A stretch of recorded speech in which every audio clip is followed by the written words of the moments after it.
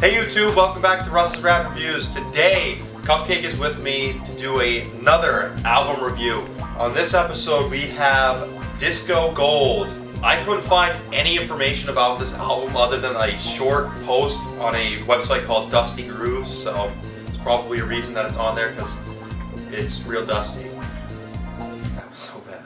This album was released on the Scepter Records label. This was released in 1975. And basically what it is it's a compilation album of Scepter's artists singing disco, is what I'm taking out of this posting.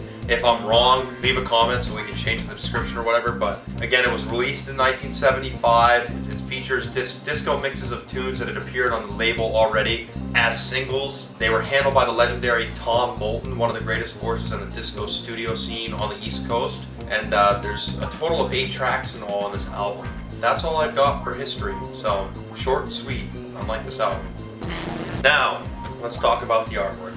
It sucks, I don't like it. It would have been so much cooler if it was just that. Yeah, just without the disco Without gold. the disco gold. This wouldn't even be a bad image, it's just this kind of clutters it up. This too and much stuff on the bottom. I've seen albums that have like they have a pipe sticker featuring hit songs or includes tracks or like and they put maybe 4 or 5 on there.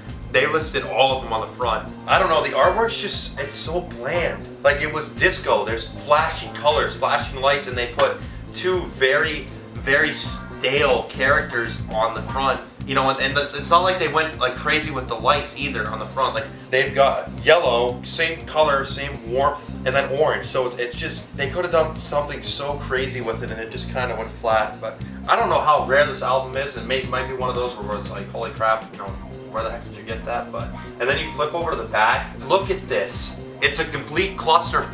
There's more people that helped on this album than Gene Simmons' solo album. The sad thing is that like they're about the same in terms of being good. I think the artwork fell flat. I'm gonna give it a 3 out of 10.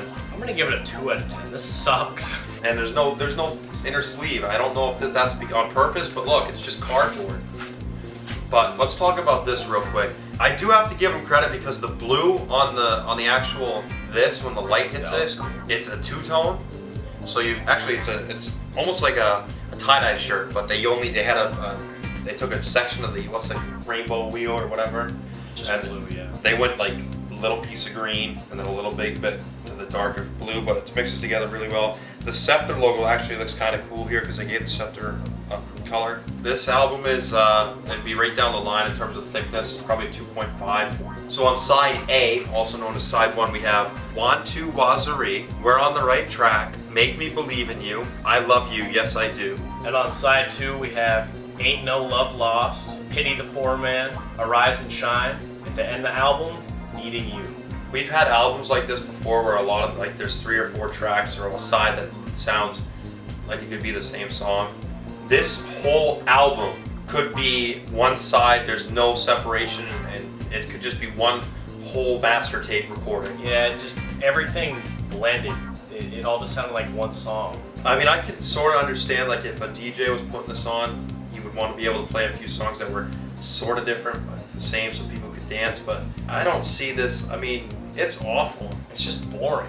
It's not even like poorly produced. No, it's just boring. Well, it's so boring that as soon as you hear the 3rd song, it's like, okay, time for a new record. You know, so it's sad because they could have done some crazy stuff with these singles, but it's just so bland. But if this was for a club, like a casual club, makes great background music. That is an arguably good point about this, but especially now, if you're looking at disco, you don't want casual disco. You know, so for me, this thing scores a 2 out of 10 for songs. I'll agree. And last but not least, how do you think this album's held up over time? The fact that I couldn't find any information about it online is probably a good indicator that the album was either released in small quantities or it was released and it wasn't received well. So I'm gonna give it a 2 out of 10 as well for how it was held up over time. I'm gonna give it a 1. Actually, yeah, I'm gonna give it a 1 too. I don't know why. There's nothing.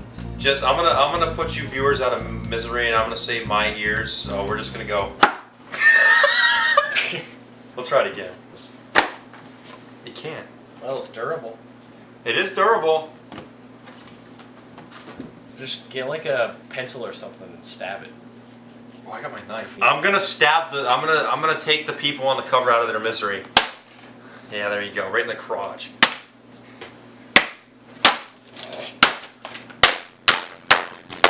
we do to the albums on this channel. There we Alright, go. let's listen to it again. What?